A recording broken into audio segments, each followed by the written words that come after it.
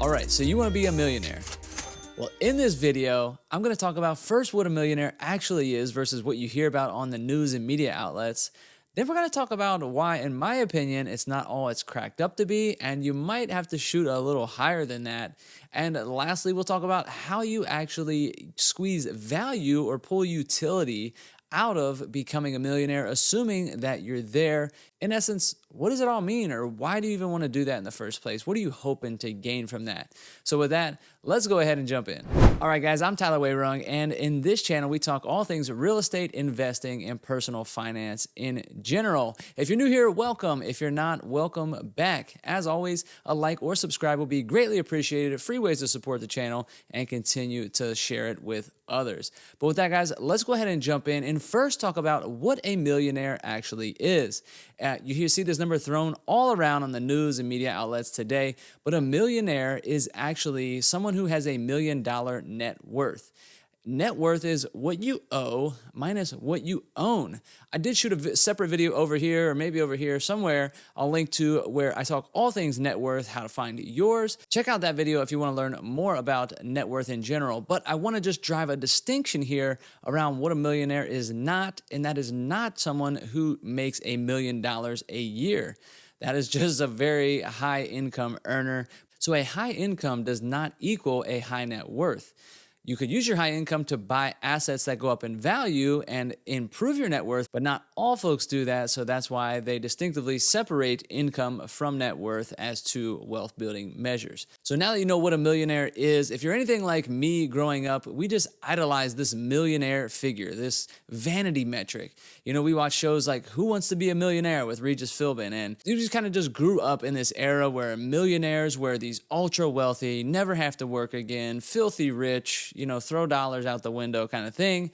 And the older I've gotten and the more I've dug into the math, I found that that's just not the case. So I talked with a lot of you guys offline about this, so I thought I would share my thoughts and a little bit more about the math side of the equation before you truly just go out and set your targets on becoming a millionaire without actually thinking it through and potentially setting yourself up for disappointment once you actually get there. So before it sounds like I'm just totally knocking millionaires, that's not the case at all. You know, millionaires don't just happen by chance. Even in America today, it takes years of wise investing decisions, savings, just overall fiscally sound decision making to get yourself to a millionaire status. So, you know, that's certainly a target that you should reach for if, you know, you're under that mark today. But this video is more about having that not be the end state. Don't just assume that, you know, you set your targets on $1 million and when you get there, all will be well. So I just want to kind of put that out there and say I'm not dogging millionaires. I just want you guys to be aware of what that actually means. And once you get there, what to expect so you're not disappointed when you do so. So let's talk about becoming a millionaire from the standpoint of retiring, whether that's traditional retirement age or someone who's on the path to retire early because they have enough passive income from their assets coming in that can support their everyday life. So no matter what camp you're in, I think this is very relevant. So let's first look at the standpoint of having $1 million of assets in your investment portfolio, and we'll assume that's stocks, bonds, equities, things like that. So I won't dig into it in this video, but there's a well-respected rule in the finance community that everyone in general agrees with when it comes to pulling money out of an investment portfolio to sustain your lifestyle when you're retiring, whether that be, like I said, traditional age or early, but that's something called the 4% safe withdrawal rate or the 4% rule, which essentially means if you have $1 million in an investment portfolio, you could safely pull out 4% of that every year and that money would never deplete itself. It would never disappear. And that's because at a high level, you're taking 4% out.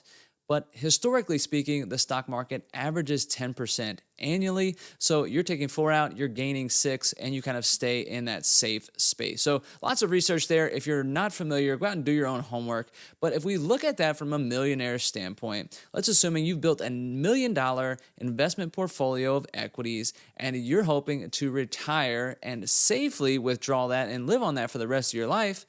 Well, 4% of $1 million is $40,000 a year, or $3,300 a month. Now, again, that's nothing to shake a stick at. However, that's not the idea that I had in my mind about the lifestyle a millionaire lives. When you think about a millionaire living off his retirement funds or his nest egg, I think we all had in mind a little bit more than $40,000 a year, as that's really below the median income in the United States. So that was definitely an eye-opener for me and something I want you guys to be aware of as well. So you think you got this nice $1 million stock portfolio that's going to support your lifestyle. Hey, it might if you're planning to live on $3,300 a month. Obviously, taxes, other things, considerations to factor in there, but I don't know about you, but that number's a lot smaller than I would have been expecting, so I definitely just wanted to let that sink in. Another important factor here when looking at net worth and everything in your asset column minus everything in your liabilities column, so majority of the millionaires in America today, majority of the assets that give them to a millionaire status are tied up in two things, and that's 401k and your primary home's equity. Now, when we go to look at this and how it factors into retirement or pulling utility off of that, let's first look at the 401k. If you are looking to retire early, the 401k essentially provides no value. Now, there are ways to get money out of that, and I'm not going to dig into that in this video, but if you're looking to sustain your lifestyle and all of your nest egg is tied up in a 401k that you can't touch until you're 59 and a half, you just want to factor that into your considerations and your planning on what you're hoping to do and why you're putting money in certain buckets in the first place. So again, just want to call awareness to what your end goal is and are you on the right track to get there. Now let's look at home equity. I shot another video over here talking about the returns that you could potentially get off of home equity, but they effectively throw off 0% rate of return in terms of cash flow or something that you can actually fund your lifestyle off of. I mean, home equity definitely is important. It's very significant and you should aspire to build lots of equity. But when it comes to supporting your lifestyle, if you have $1 million house that's paid off, great, you're a millionaire now. But what can you do with that? You're definitely not ready to retire yet because you don't have income coming in every month to support that. So you have to think about your assets and do they kick off enough cash flow to support your lifestyle? And home equity is definitely not in that case. So you want to keep a balance on how much of your asset column is tied up in home equity and how that does support your end state for retirement.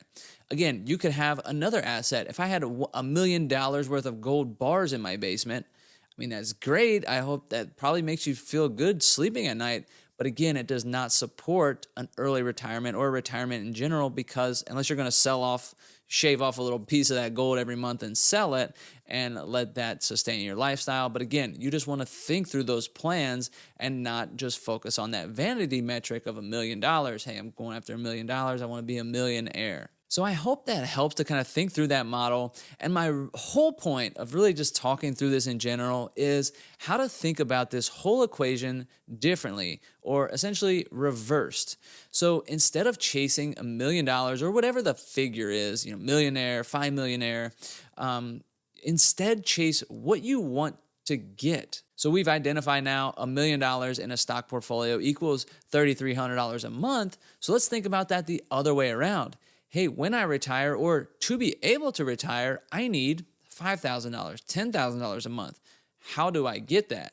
That's a totally different question than trying to answer that how do I become a millionaire answer, right? So if I need $5,000 a month to sustain my lifestyle, my family's lifestyle before I can retire, okay, now how do I build the assets that throw off $5,000 a month, and you go about that a totally different way than when you're just tracking net worth. And it wouldn't be a complete video on my channel if I didn't plug real estate, as this is really the conversation that got me involved in real estate in the first place, all the way back to the beginning, because I won't get into it in this video, but real estate can throw off way better returns than you can get by saving your money every month to become a net worth millionaire. So if you want to learn more about that, subscribe if you haven't done so already, and check out this video over here about how you run numbers to buy investment properties that can throw off cash flow and support your retirement goals. But with that, guys, I'm Tyler Wayrung, and we'll catch you next time.